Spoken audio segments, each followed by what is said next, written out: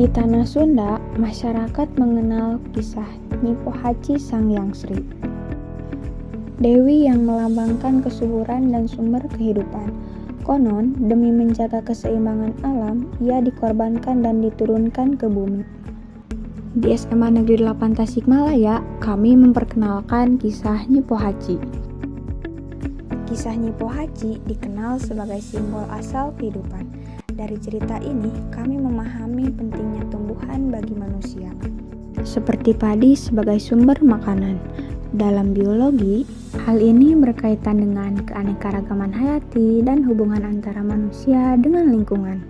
Etnopedagogi memadukan budaya dan sains yang membuat pembelajaran lebih bermakna dan peduli alam. Cerita rakyat gitu dalam pembelajaran, khususnya mungkin dari saya tentang pembelajaran biologi gitu. Menurut pandangan saya mengenai cerita rakyat atau dongeng ya, karena di Jawa Barat itu khasnya dongeng ya, cerita rakyat dongeng, dan nuansa-nuansa dongeng itu kental dengan ada istilah dalam bahasa Sunda itu namanya pamuhalan ya, pamuhalan teh artinya tidak mungkin atau tidak masuk akal gitu.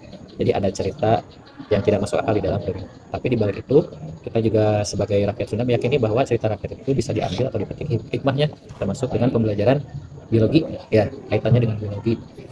Untuk tadi seorang Muhammad ya, dari cerita rakyat Sri Pohacinya, Nyi Pohaci itu kan asal usul cerita terjadinya padi ya.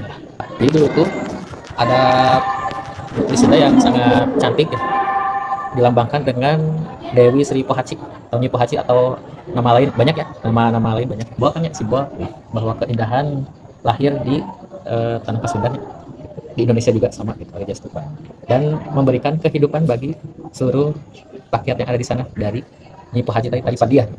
Si Orja Stupa ini selain bisa untuk mengenyangkan perut, ternyata bisa dipakai untuk kecantikan juga. Jadi skincare zaman dulu ya, skincare zaman dulu. Mungkin itu salah satu contoh dari pembelajaran cerita-cerita rakyat, bisa diambil hikmah dan dipetik kebaikannya, relevansinya dengan biologi.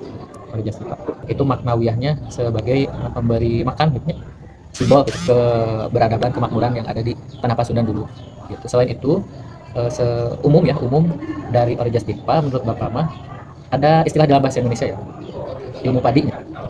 Padi. Apa maksud ilmu padi? Padi itu semakin semakin tua ya, semakin rekah padinya itu semakin membungkuk ya. Itu kan siswa sendiri gitu lebih tertarik saat mungkin pembelajaran itu disambungkan gitu dengan budaya gitu terus. Untuk zaman sekarang itu budaya kita khususnya sudah oleh kalangan anak-anak Gen Z ya, sekarang Gen Z itu kurang dibina, jujur saja kurang.